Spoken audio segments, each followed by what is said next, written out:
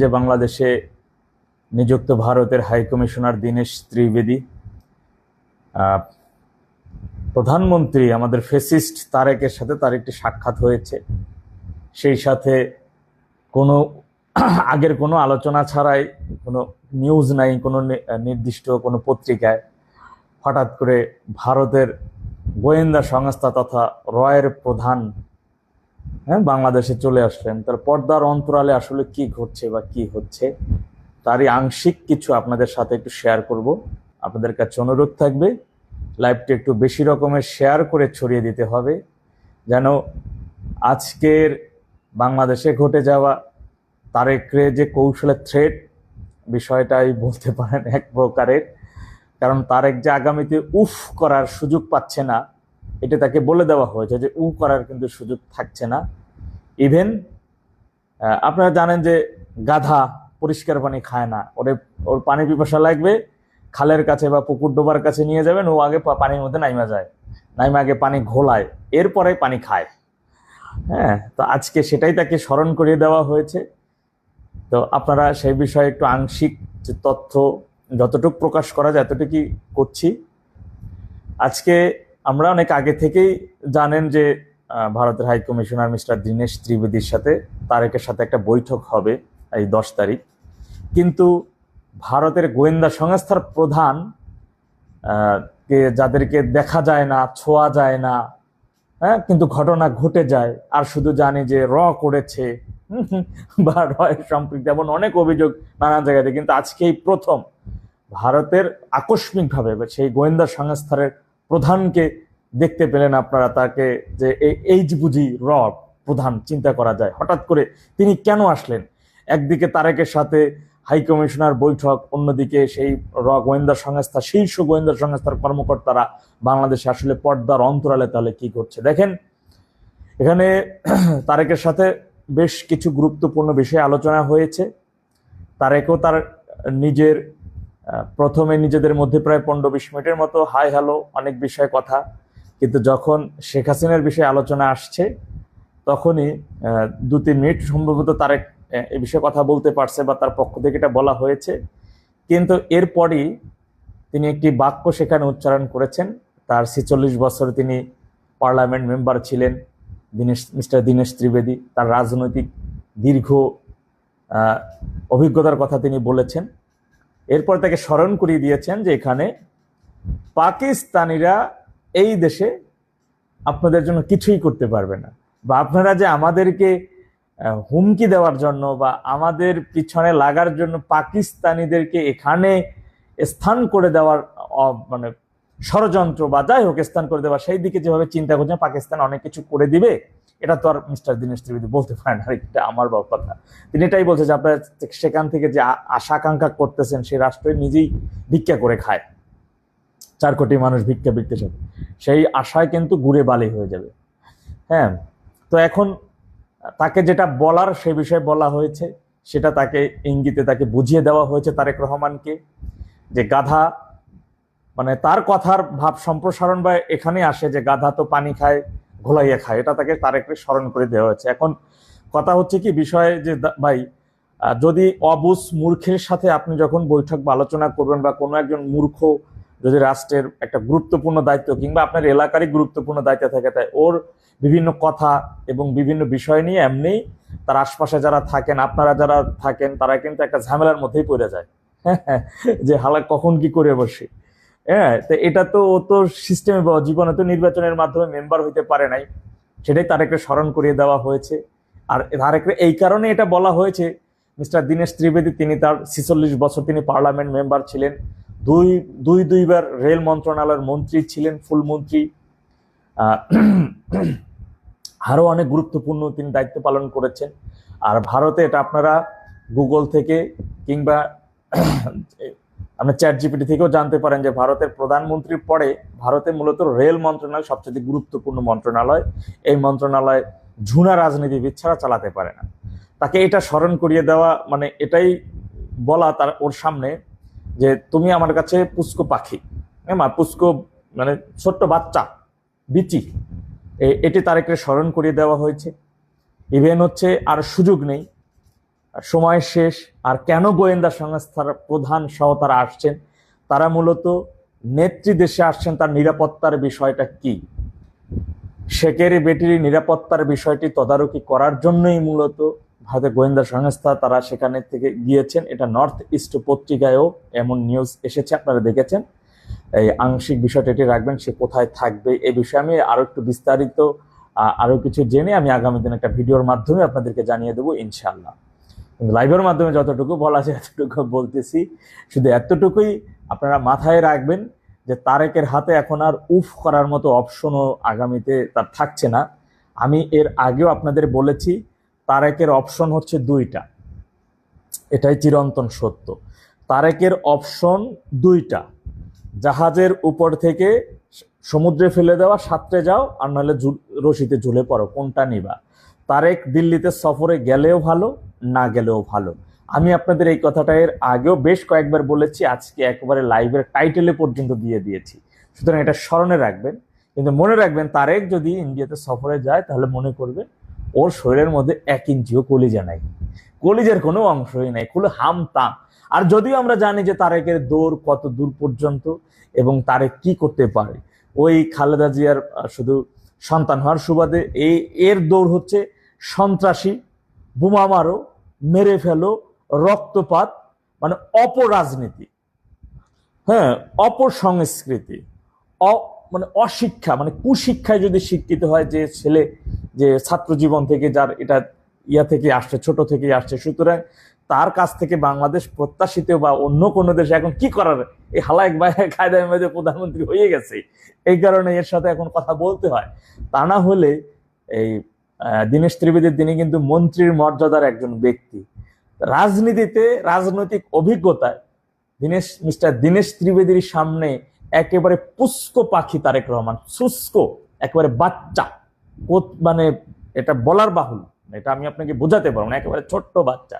এখন এরে যদি এই বিষয় না কি করার, ওই বাচ্চাটা এখন কায়দা বায়দা কইরা সিস্টেমে আর কোনো ছিল না, ওইখান থেকে ওই হয়ে গেছে, প্রধানমন্ত্রী হয়ে গেছে। কিন্তু এখন আগামীতে তার ওর অপশন একটাই, উফ করার কিন্তু সুযোগ থাকছে না। এখন যে তার সামনে যা কিছু দিয়ে দেওয়া হয়েছে, তাকে যেটা বলা হয়েছে, এইটা যদি সে মানে তাহলে রশিতে ঝুলে থেকে, জাহাজের মধ্যে ঝুলে থেকে রশি ধরে ঝুলে থেকে বাঁচতে পারবে। আর যদি এইটা সে না মানে, যদি না শোনে, এর যদি সে অন্যদিকে হামতাম করার চেষ্টা করে, তাহলে এই হামতাম সর্বোচ্চ 1 মাস 45 দিন, এর বেশি টিকবে না সেই হামতামটা। অর্থাৎ সেটা নির্ভর করবে যে সে হামতাম করবে বিগত দিনে যেটা করেছে এই ক্ষমতার এই যে 6 মাসে, নাকি সে লাইনে আসবে। এইটা নির্ভর হবে আগামী মাসে যে ভারত সফরের বিষয় তাকে যে বারবার বলা হচ্ছে, সেই সফরের উপর নির্ভর করবে। অর্থাৎ এখানে সফরে আসলেও ভালো, আর না আসলে আরো ভালো। না আসলে মানে বাংলাদেশের সাধারণ জনগণের জন্য ভালো, এই কারণে যে কুশিক্ষায় শিক্ষিত একজন শীর্ষমাপের সন্ত্রাসী, যার রাজনৈতিক মূল বিষয়টাই হচ্ছে মারো, কাটো, লাশ ফেলাও, প্রতিপক্ষ বা বিরোধী দলীয় নেতা যে আছে তাকে হত্যা করে, যার যে এই কুশিক্ষায় শিক্ষিত বা এমন একজন অপসংস্কৃতি ধারণকারী একজন ব্যক্তি। সুতরাং ওর যদি না আসে, তাহলে এর হাত থেকে আগামীতেও বাংলাদেশ একটা নিরাপদে থাকতে পারবে, এর হাত থেকে সাধারণ জনগণ রেহাই পাবে। এই কারণে বলি যে না আসলে আরো ভালো। তাহলে আর যেটা হবার, এটা তো বুঝতেই পারছেন, এটা তো অনেক কথা বলা যাবে না বলেছি, কিন্তু আংশিক যে পাশ দিয়ে একটু চলে যাব, এটা অনেক কিছু বিষয়টা বুঝতে হবে, বুঝে নিতে হবে। আপনারা মাথায় রাখবেন যে পর্দার অন্তরালে ওরা মিডিয়ার সামনে এসে অনেক কথা বলবে, অনেক কিছু বলবে, ভারত এই করলো কেন, ওই করলো কেন, আওয়ামী লীগের এই করে ফেলবো, ওই করে ফেলবো, ছিঁড়ে ফেলবো, খাইয়ে ফেলাম, এই কথা। কিন্তু এটা ঠিক মানে একেবারে জাস্ট এটা একটা চাপাবাজি। এই চাপাবাজির উপরেই এরা এখন টিকে আছে। আমি আগেও আপনাদের বলেছি যে বিএনপি প্রায় 70% উপরে পড়ে গেছে। হ্যাঁ, বাকি প্রত্যেক দিনই 1-2 করে আপডেট হচ্ছে। আর এখন আজকের ঘটনার পরে বিএনপি ধরে নেন যে 80% উপরে বিএনপি প্লাস হয়ে গেছে পড়ে যাওয়া। এখন হচ্ছে ওই যে মুরগি জবাই করে মাটিতে ফেলে দেওয়ার মধ্যে ফাল দেয়, লাভ দেয়, ওই লাভটাই ওরা দিতেছে, এর বাইরে অন্য কোনো কিছু নেই। ফালটা ওরা দেবে। সুতরাং ওরা মিডিয়ার সামনে এসে কি বক বক করলো বা কি চাপাবাজি করলো এটা শুনতে যাইয়েন না। আপনারা তো মিডিয়াতে কেউ আগে পরে কেউ জেনেছেন, এখানে লাইভে যারা যে যুক্ত আছেন প্রায় 260 জনের মতো যুক্ত আছেন, আপনারা সরাসরি লাইভটা দেখতেছেন। এই 260 জনের মধ্যে আপনারা কি কেউ জানতেন যে এই আগস্টের 10 তারিখে ভারতের গোয়েন্দা সংস্থার প্রধান সহ শীর্ষ আরো অনেক কর্মকর্তারা বাংলাদেশ সফরে করবেন বা তারা বাংলাদেশে আসবেন, খুবই হাই সিকিউরিটির জায়গায় তারা থাকবেন? এটা কেউ জানতেন? আজ পর্যন্ত শুনেছেন? সামনে আরো যুক্তরাষ্ট্র এবং ভারত বিভিন্ন গোয়েন্দা সংস্থা তারা সেখানে যাবে। তাদের মূল লক্ষ্য হচ্ছে, উদ্দেশ্য হচ্ছে মানে বাংলাদেশটাকে ওই দখল নিয়ে নেওয়া না।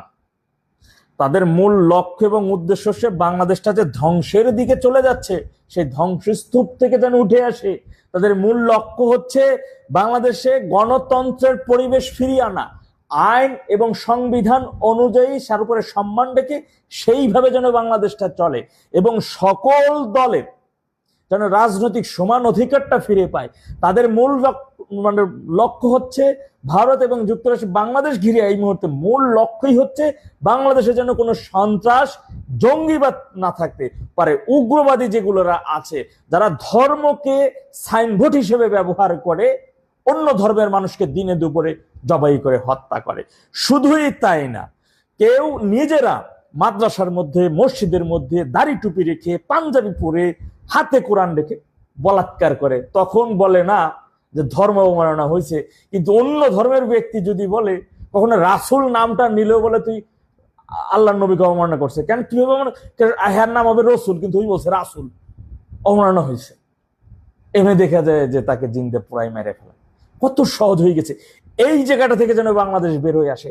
এই সকল সন্ত্রাসী, উগ্রবাদী, জঙ্গি, এখন আপনারা সিদ্ধান্ত নেবেন তাদেরকে বিরুদ্ধে ব্যবস্থা নেওয়া এটা কি অপরাধ? সেলিনা খাতুন লিখেছেন, ভাই আপনার লাইভকে দেখতেছি, আমার Kathakali number this is chapter কা স্যার। অসংখ্য ধন্যবাদ সেলিনা খাতুন আপা, আপনাকে অসংখ্য ধন্যবাদ। তো যাই হোক, যেটা বলতেছিলাম, তাদের কিন্তু মূল টার্গেটই হচ্ছে যে আমাদের দেশ থেকে এদের হাত থেকে বাংলাদেশটা যেন রক্ষা পায়। তাদের মূল লক্ষ্যই হচ্ছে যে বাংলাদেশে যেন এই উগ্র জঙ্গিবাদী এবং সন্ত্রাস। মাথায় রাখবেন, ভারতের মূল চাওয়াটা কি দেখেন, প্রতিবেশী দেশ। আপনি ধরেন আমরা একই গ্রামে বসবাস করি, আমার ঘরের পাশে আপনার ঘরটা, আমার ঘরে যদি আগুন লাগে সেই আগুন কি আপনার ঘরে লাগবে না? অবশ্যই লাগবে। তাহলে আমার ঘরে আগুন নিভানোর জন্য ওই প্রতিবেশীটা কি আগে ছুটে আসতে হবে, একদিকে তার নিরাপত্তার জন্য, অন্যদিকে তিনি যে মানুষ, তার যে দায়বদ্ধতা আছে, আমি তার প্রতিবেশী, তার পাশের ঘরে আমি থাকি, আমরা একে অপরের পরিপূরক। এই দায়বদ্ধতা থেকে তিনি বালতিতে করে পানি নিয়ে আসবেন, আমার ঘরে আগুন তিনি নিভানোর চেষ্টা করবেন। ভাই এটা তো বাস্তব কথা, এটা তো আপনি কোনোভাবে ফেলাতে পারবেন না। বাংলাদেশের 3টা দিক ঘিরে ভারতের অবস্থান। আপনি বাংলাদেশে কোনো একটা দুর্ঘটনা ঘটলে ভারত থেকে আগে ওখানে যাবে সহযোগিতার হাত, পাকিস্তান থেকে আসবে না। ভারতের মূল লক্ষ্যই হচ্ছে যে এই ভূমিতে, এই বাংলাদেশের মধ্যে একটা আলাদা একটা দেশ, এখানে যদি সন্ত্রাস এবং জঙ্গিবাদটা মাথাচাড়া দিয়ে ওঠে, এই জায়গাটাকে কাজে লাগাবে পাকিস্তান সন্ত্রাসীরা। আপনারা জানেন, আমি আগে একটা নিউজে আপনাদের বলেছি যে নেত্রী বাংলাদেশে যেদিন প্রবেশ করবেন, যদি এই সন্ত্রাস এবং জঙ্গিরা, যারা জানে যে শেখের বেটি বাংলাদেশে প্রত্যাবর্তন করলে তাদের পরিণতি আগামীতে কি হবে, তারা যদি কোনোভাবে শেখের বেটি প্রত্যাবর্তন ঠেকাইতে না পারে, তাহলে ওই দিন যে গণসমাগমটা ঘটবে তার মধ্য থেকে যেন তারা মানে আত্মঘাতী বোমা হামলা চালিয়ে শেখের বেটিকে হত্যা করতে পারে, সেই ধরনের ষড়যন্ত্র তারা করতেছে।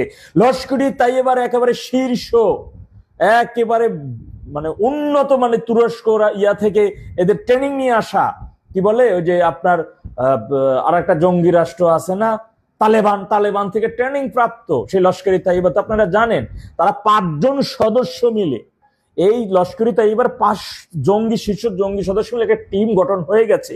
ওরা আত্মঘাতী বোমা হামলা চালাবে এবং ওই দিন প্রাইভেট কার গাড়ি হয়তো প্রেস লেখা থাকবে, নাহলে মানবাধিকার সংগঠনের লোগো সম্বলিত কি বলে স্টিকার থাকবে, এভাবে তারা গাড়ি বোমা হামলা চালাবে। এই ধরনের পরিকল্পনা ওদের হাতে ওরা নিয়েছে। সুতরাং এই পরিকল্পনা যেন ভেস্তে যায়, এই জঙ্গিদের যেহেতু এরা শনাক্ত হয়ে গেছে, মেসেজ আর নিউজ যেহেতু চলেই আসছে হাতে, সুতরাং এদেরকে কিভাবে ভেনিশ করা যায়, এই সকল জঙ্গি সন্ত্রাসীদের কিভাবে আবু সাইদ করা যায়, সেটি এখন আমাদের মূল লক্ষ্য। এটি এখন মূল উদ্দেশ্য, এবং অন্য সকল দেশের গোয়েন্দা সংস্থা শীর্ষ কর্মকর্তাদের সেটাই করতে হবে। আমাদেররা তো তাদের কাছে, আপনারা জানেন যে সেক্রেটারি কিন্তু অন্য অন্য দেশগুলো, বিশেষ করে প্রতিবেশী দেশ সহ অন্য যে দেশগুলো তাদের কাছে সহযোগিতা চেয়েছে, সেই সহযোগিতা তারা হাত বাড়াচ্ছে। আপনার প্রতিবেশীর কাছে আপনি সহযোগিতা চাইলে তারা সহযোগিতা করবে না? অবশ্যই করবে। কিন্তু তারা কিন্তু ওই ধারাটা, রক্তপাত চায় না, যে বাংলাদেশে রক্তপাত হোক, হানাহানি হোক, মারামারি হোক, এটা চায় না। এই রক্তপাত ছাড়া, রক্তপাতহীন কিভাবে বাংলাদেশের গণতন্ত্রের পরিবেশ ফিরিয়ে আনা যায়? দক্ষিণ এশিয়ার অন্যতম সর্ববৃহৎ রাজনৈতিক দল আওয়ামী লীগ, তাকে আজকে 2টা বছরের অধিক, প্রায় 2টা বছর তাকে নিষিদ্ধ করে রাখা। আর কতকাল নিষিদ্ধ করে রাখবা? এত সোজা না তো রে ভাই। এমন একটা দলকে নিষিদ্ধ করে রেখে তুমি বলবা যে আমার কি বলে আমরা গণতন্ত্রে, আমাদের নির্বাচিত। কয়জন মানুষ তোমাকে ভোট দিয়ে নির্বাচিত করেছে? আমরা জানি তো। আজকে বলা হয় সে মানবতা বিরোধী অপরাধ করেছে, তাকে ফাঁসি দেওয়া হবে, তার বিরুদ্ধে ফাঁসি। আরে শালার বেটা, রাজাকার বাচ্চাগুলা, জি বিহারির বাচ্চাগুলা, জামাতি, এই যে বাচ্চু রাজাকার, এই যে বদমাশ, ধর্ষক, লম্পট কোথাকার, এর কথা দেখেন গালি চলে আসে মুখে। এই লম্পট, এই হাঙ্কির পোলাড়ায় কত মানুষকে হত্যা করেছে, কত শত শত নারীদেরকে, মুক্তিবাহিনী ভাইদের, মা বোনদেরকে তুলে নিয়ে রাজাকারের যে পাক বা মিলিটারি ক্যাম্পে নিয়ে গেছে। ওরা এক দফা ধর্ষণ করছে, না নিয়ে আসার সময় এই বাচ্চু রাজাকার আবার প্রতিমধ্যে এক দফা ধর্ষণ করছে। কুখ্যাত মানবতা বিরোধী, দীর্ঘ 13 বছর পাকিস্তানে পালাইছিল। এবার 5 তারিখের পরে বাংলাদেশে আসছে, তাকে কোনো কারাগারে যেতে হয় নাই, আইসা আদালতে আত্মসমর্পণ করছে, আদালত তারা জামিন দিয়ে দিছে। এখন আবার সে ফাঁসির রায় থেকে বাঁচার জন্য তিনি কোর্টের দ্বারস্থ হয়েছে, নতুন করে দরখাস্ত বা আপিল নিয়ে কি করছেন, হ্যাঁ, রিট পিটিশন দাখিল করেছে। একজন কুখ্যাত বাচ্চু রাজাকার। আর এই যে ফেসিস্ট তারেক, এই কুলাঙ্গার, এই খালেদার এই কুলাঙ্গারের পুত্র, এই বাস্টার্ডে বাংলাদেশ 21 গ্রেনেড হামলা মামলার অন্যতম আর যাবজ্জীবনের আসামি না? এই বাস্টার্ডে, এই হাওয়া ভবন, খোয়াব ভবনের প্রতিষ্ঠাতা, ওই বাংলাদেশে কেমন হয়েছে, যার বিরুদ্ধে প্রায় 20টা না 21টা মামলা। এই মামলাগুলোকে আওয়ামী লীগ সরকার দিছে? তারেকের বিরুদ্ধে একটা মামলা আওয়ামী লীগ সরকারের আমলে হয়েছে। খালেদা জিয়া যে মামলা সাজাপ্রাপ্ত ছিল, তার জেল হয়েছিল, এই মামলা তো আওয়ামী লীগ সরকারের আমলে দেয় নাই। আওয়ামী লীগ সরকার একটা মামলাও খালেদার কুলাঙ্গার তারেকের বিরুদ্ধে দেয় নাই। প্রত্যেকটা মামলা হয়েছে ওরা, খালেদা জিয়া যে লোকটারে সেনাবাহিনী প্রদান করেছিল, সেই মঈনুদ্দিন এবং ফখরুদ্দিন তথা তত্ত্বাবধায়ক সরকারে এই খালেদা এবং তারেকের বিরুদ্ধে মামলা দিছে। সেই মামলাগুলো আওয়ামী লীগ সরকার আমলে আদালতের মতো করে কাজ করে গেছে, আইনের গতিতে চলে। তাহলে তারেক সেই মামলা থেকে যদি বাইসে দেশে আইসে একেবারে সিকিউরিটি নিয়ে এসে মায়ের জানাজা শেখ হাসিনার এখানে দরদ এবং ক্ষমা না হলে তারেক এখানে আসতেও পারে না, জানাজা অংশও নিতে পারে না। এটা তো চিরন্তন সত্য, আগেই বলেছি আপনাদেরকে। আজকে সেই তারেক একেবারে আইসা দেশে হয়ে যায়, প্রধানমন্ত্রী হয়ে যায়। কোমরের এরপর আজকে ওরে যা কিছু বলা হয়েছে, সংক্ষিপ্ত শুধু এতটুকুই কথা বলি। তারেক রে আজকে সুন্দরভাবে, জানেন মিস্টার দীনেশ ত্রিবেদী তিনি বাংলা বলতে পারেন, হিন্দি, ইংরেজি বলতে পারেন। আর তারেক ইংরেজি হিন্দি এত মানে বুঝে না, ওরা একেবারে বাংলায় বুঝিয়ে দেওয়া হয়েছে, সুন্দর করে বুঝিয়ে দেওয়া হয়েছে। যদি কথা মানিস তাহলে তোমার কোমরের অবশিষ্ট হাড্ডি ঠিক থাকবে, আর কথা না মানলে ওই কোমরের ভর দিয়া, মেরুদণ্ডের উপর ভর করে আর দাঁড়ানোর সুযোগ থাকবে না। এটাই সত্যি কথা। ওই কোমরের ওই মেরুদণ্ডের বাকি হাড্ডির অংশ নিয়ে আর লন্ডন যাইতে পারবা না। মুসলেকা দিতে তো হাতে একটা সিগনেচার করতে হবে নাকি? আগের বার নয় মঈনুদ্দিন ফখরুদ্দিন ফ্যানের সাথে জুলাইয়া একেবারে সারা বারাবানে এটা মুসলেকা নিয়েছিল, জীবনে বাংলাদেশে আসবে না, হলফনামা দুইবার বাংলাদেশে আসবে না, রাজনীতি করবে না। আর এইবার এই মুসলেকা দেওয়ার মতো কলম ধরে আঙ্গুলদের শক্তি থাকবে না। এটাই সত্যি কথা। এখন আমি যত সিপাসিপি করুক না কেন, স্বাধীনতা বিরোধী রাজাকারের বাচ্চা, পাকিস্তানি বিহারির বাচ্চাদের সাথে যত আতাত করুক না কেন, এখন পর্যন্ত চাওয়া হচ্ছে রক্তপাত যেন খুনাখুনি না হয়, শান্তিপূর্ণ ভাবে যেন এই দেশের গণতান্ত্রিক পরিবেশ ফিরে আসে। কিন্তু সেই গণতান্ত্রিক পরিবেশ যদি চায় যে না রাজাকারের বাচ্চা, বিহারির বাচ্চা, স্বাধীনতা বিরোধী, ও যদি চায় যে না রক্তপাত ছাড়া আমরা এটা মানবো না, আমরা রক্তপাত চাই, আমরা আওয়ামী লীগকে চাই না, শেখের বেটি আসতে পারবে না, এই সেই সেদিকে যদি চায় ঠিক আছে ওই খেলি। আর কি, যেহেতু চাও আর তো কিছু করার নেই, আমরা তো 2 বছরের অধিক ধরে যদি রক্তপাত ছাড়াই। শেখের বেটি যদি চাইতো, ডেভিল ইউনূসের বাপ কেন, ডেভিল ইউনূস যদি 100 বার জন্ম নিত, আর নির্বাচন দেওয়ার সাধ্য ছিল না, কোনো ক্ষমতা ছিল না। চাওয়া ছিল ডেভিল ইউনূসের হাত থেকে বাংলাদেশ রক্ষা পাক, খয়ের খা নির্বাচন, যে কোনো নির্বাচনের মাধ্যমে বিএনপি আসুক।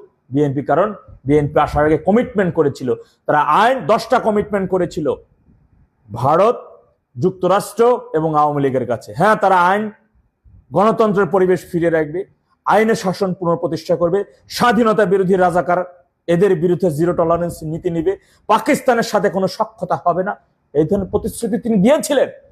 তা না হলে এটা আপনাদের মাথায় আসে না যে কুলাঙ্গার তারেক, ওর মা মরে গেছে, ডিপ ফ্রিজের মধ্যে ভরে রাখছে হাসপাতালে, ডিপ ফ্রিজের ভিতরে, তখন বরফের ভিতরে, 11 তারিখে নভেম্বরের 29 তারিখ রাত 11টা 30 মিনিটে মরে গেছে খালেদা জিয়া। এই ঘোষণা না দিয়ে ডিপ ফ্রিজের মধ্যে ভরে রাখছে। আর যেদিন মরছে ওই দিনে, যেদিন ওর ডাক্তার, ওর পার্সোনাল ডাক্তার জাহিদ গণমাধ্যমের সামনে সে কাঁদছে, দেখেন নাই? চকা রাজাকারের বাচ্চা মির্জা ফখরুলের একেবারে মুখ টুক চুক কেমন হয়ে গেছে, দেখেন নাই এক্সপ্রেশন? কিন্তু যে ডিসেম্বরের 25 তারিখে তার মৃত্যু তারিখ ঘোষণা করছে, সেদিনকে তার ডাক্তার জাহিদ কাঁদছে? বিএনপির একেবারে শীর্ষ পর্যায়ের কোন নেতা হাউমাউ করে কাঁদছে? কান্দে নাই, কারণ মারা তো সে ওদিন যায় না রে ভাই, সে মারা গেছে নভেম্বরের শেষে রাত 11:30টায়। যে তারেক তার মায়ের জানাজায় আসতে পারবে না, সে ফেসবুক লাইভে এসে বলতেছে দেশে আসা একান্তটা তার উপর নির্ভর করে না, সেই তারেক কেমনে তার 1 সপ্তাহ পরে বাংলাদেশে আসলো? এটা আপনাদের প্রশ্ন আসে না? আজ পর্যন্ত বলছে বিএনপির পক্ষ থেকে যে কেমনে বাংলাদেশে, যে দেশে আসার মতন সক্ষমতা তার উপরে নাই, সে দেশে আসতে পারবে না, সেই কুলাঙ্গার কেমনে আসলো? কিসের গলে, কোন জাদুর বলে আসলো, কোন জাদুতে আসলো? মানে এখন ফ্যাসিস্টে বুঝছে যে আমি লন্ডনে 17 বছর ছিলাম মুসলেকা দিয়ে, আন্তর্জাতিক অঙ্গনের কোন একজন সংবাদকর্মী কুলাঙ্গারের কাছে গিয়ে বলে নাই তারে কেমন আছিস, কোমরের ব্যথা কমছে? একটা নিউজও করে নাই। ওই ফেসবুকে সারাদিন আন্তর্জাতিক মহলের কেউ এটা করে নাই।